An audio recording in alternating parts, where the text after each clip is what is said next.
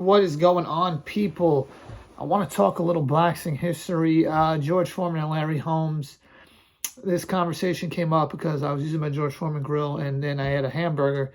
It wasn't so juicy, and I remember Larry Holmes saying that when I eat a hamburger, I want it juicy. He was taking shots at George Foreman. He went on this crazy rant. He was taking shots at Holyfield, how he lost all his money. Mike Tyson, how he lost all his money. You know, Larry's always been kind of a bitter guy. I think he feels like he doesn't get the respect that he deserves. And I agree, he doesn't get the respect he deserves. I think when it comes to heavyweight boxing, you know, he's on my Mount Rushmore. I've said that before. I think he's fantastic. But I want to talk about why he doesn't like George Foreman, why he has so much, it seems, animosity towards George Foreman. So Larry and George is only about a year older than Larry Holmes. But it seems like they're always in different eras of boxing, because George, he was better, you know, from the start. Like he had a faster start. George Foreman goes into boxing late, gets to the 1968 Olympics, wins the gold medal. That was something Larry Holmes was not able to do. George Foreman rises up the ranks relatively quickly and gets his title shot versus Joe Frazier. And famously, Howard Cosell calls, "Down goes Frazier, down goes Frazier." And he knocks him out. Unbelievable domination over an undefeated champion who had just beaten Ali a few fights prior. So it was pretty spectacular. George Foreman then beats Ken Norton in the first round knockout. Also a guy who beat Muhammad Ali. Then he fights Ali in that big fight in Zaire, Africa. Fight gets delayed because of a cut, similar to how Fury and Usyk got delayed. And they have the fight. Ali beats him. Big upset. We know all that. He then has a few more fights. George loses to Jimmy Young and then retires for 10 years. Now, Larry Holmes, during this time, he's working his way up and he's working his way into the rankings. He eventually becomes the heavyweight champion of the world. At this point in time, George Foreman is out of boxing. He's a minister, a preacher. He's in the church. He's not worried about boxing anymore. He's done. He is out of boxing. During this time, Larry Holmes is defending his title second most times in boxing history behind Joe Louis, 20 times, beating all these contenders.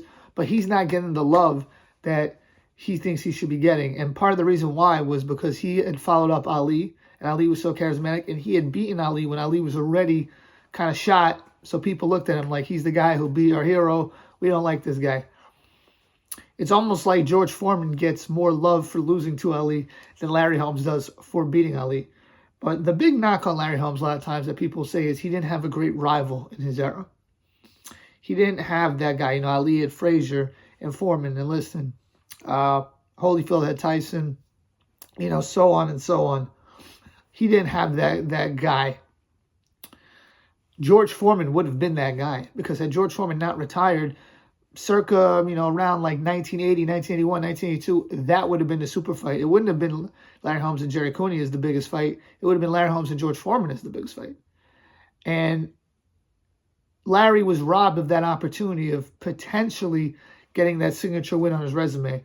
But what really I think bothers Larry is the fact that, like, he looks at, like, I had 20 title defenses. This guy had 2. And this guy gets more love than me. It's like crazy. Then on top of that, Larry, he loses twice to Michael Spinks. Controversially, but whatever, official losses. He then goes into retirement. Went on that crazy rant about Rocky Marciano after the first fight. Yeah, it was wrong that he did that. But he did it. Larry comes out of retirement. Gets knocked out by Mike Tyson. George, he comes out of retirement, reinvents himself.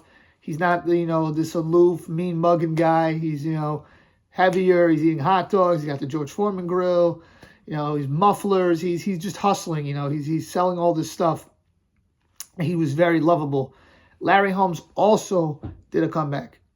By, I think, 1991 is when he made his comeback. George Foreman fights for the title versus Holyfield and loses. Larry Holmes beat Ray Mercer. And then, you know, who was the top 5 guy at the time, undefeated Ray Mercer, beat him. And then fights a Holyfield, loses, but in a more competitive fashion than George did. Even though George had Holyfield hurt. But what bothers him is that the second shots that they got the title, George Foreman knocked out Michael Moore and regained the title. Larry Holmes, he came up short against Oliver McCall for the belt, for the WBC belt. That bothers him because George, he was able to regain the heavyweight title, something that Larry really wanted to do as well.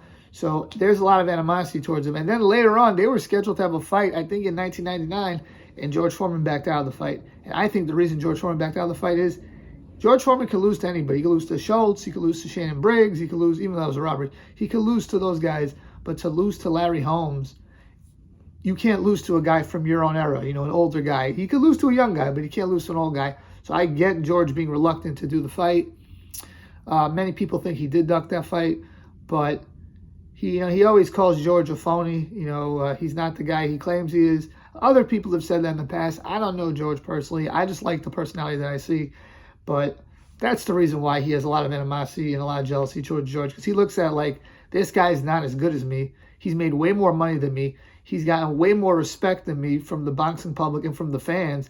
He got to regain the title. He gets more credit for losing to Ali than I get for beating Ali. I had 20 title defenses. This guy had 2. It's like all these things compounded. Larry, he wasn't the best, and he still isn't the best at getting people to like him. I think Lennox Lewis had that same problem. They weren't great at being relatable. George at first was not, but he was knocking everyone out in 2 rounds. So it was like, yo, this is crazy. It's like a Mike Tyson thing. This is unbelievable. And then in his second run, he understood how to be more relatable. Larry never made that transition. He never understood how to be more relatable. So I think that is why a lot of fans, they're turned off by a lot of Larry Holmes' talk. The only time he really had fans where he was relatable is when he beat Ali up. Then after the fight, he said, I got a lot of respect for Ali. It was hard for me to do that to him. I love him so much. That's the only time, really, that he's been relatable. He comes off as just like a bitter guy. But regardless, Larry was one of the coldest dudes to ever step in the ring, as was George Foreman. But that's just a little boxing history for today, a little background of why Larry Holmes hates George Foreman. Please let me know what you guys think. Please like, share, comment, subscribe. Peace.